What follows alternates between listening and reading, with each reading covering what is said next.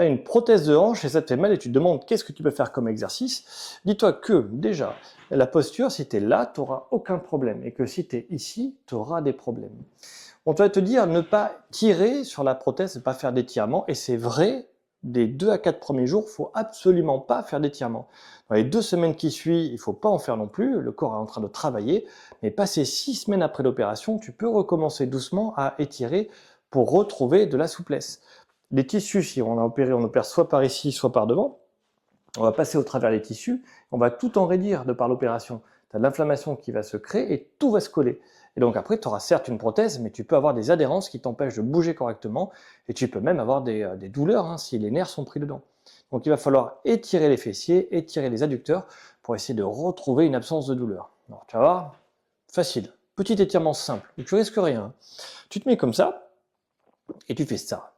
Touc, tu vois, touc, là c'est là que je tiens, c'est cette partie-là. Et juste ça. Toi, je pousse mes... Alors c'est pas comme ça, tu vois, c'est je pousse mes hanches. Voilà, avec cette main, je pousse. Et l'autre, j'essaie de pas bouger. Et là, ça va étirer quelque part ici. Tu vois, moi, je n'ai pas de douleur particulière, donc ça va. Et pareil, après, tu peux chercher en tournant ton corps à droite ou à gauche, là où ça tire le plus. Tu peux augmenter l'étirement en cherchant avec ton pied pour là où ça tire le plus aussi. Et faire des mouvements, un peu plus devant, un peu plus derrière. Donc en gros, ça c'est le paramètre actif.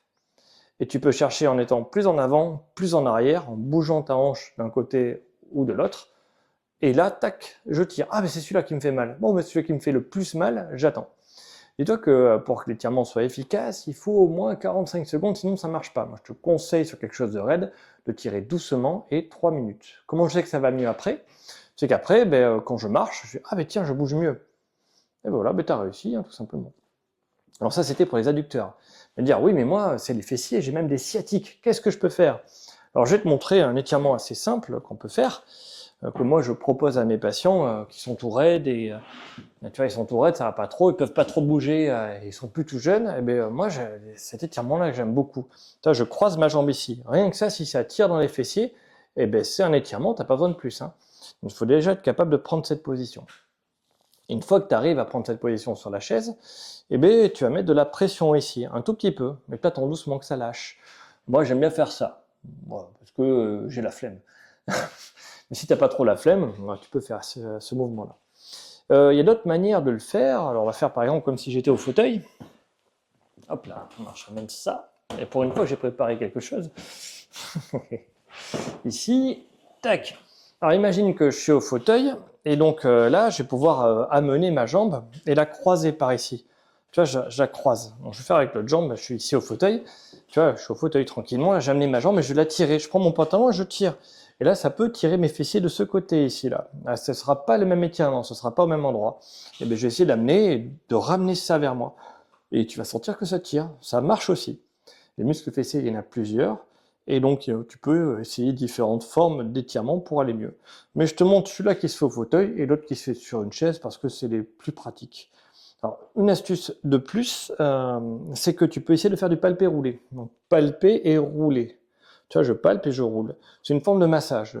Il y a des différentes formes de massage. Et bien, tu peux masser tes fesses si vraiment tu as mal. À quel moment c'est vraiment utile? Quand tu as des fourmis de manière superficielle au niveau des fesses ou là devant, si tu as été opéré devant, c'est là où il faut le faire. Là, il y a une racine nerveuse cutanée qui est prise dans les adhérences.